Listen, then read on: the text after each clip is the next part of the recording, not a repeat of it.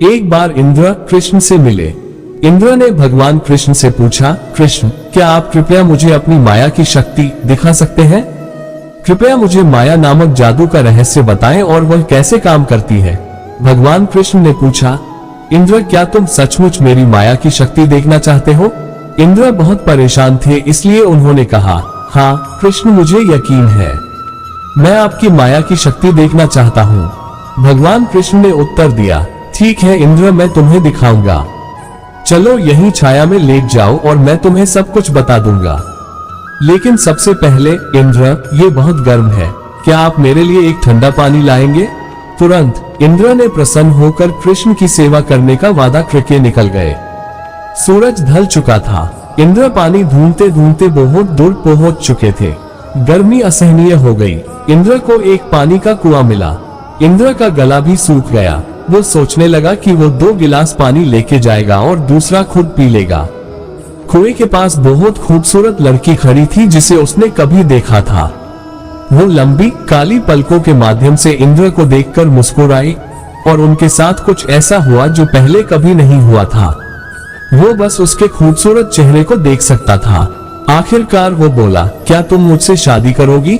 लड़की ने हाँ कह दिया। फिर यह जोड़ा पारिवारिक आनंद के साथ जीवन बिताने लगा। थोड़ी देर बाद बच्चे आने लगे।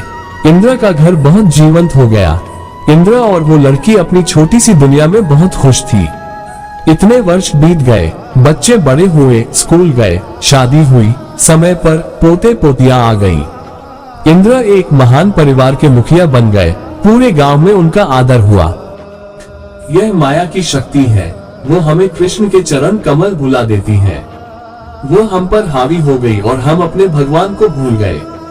हमारी इच्छा माया में रहने की रही है क्योंकि इंद्र उसे देखना चाहते थे। हम सभी इस कहानी में महान इंद्र जैसी स्थिति में हैं।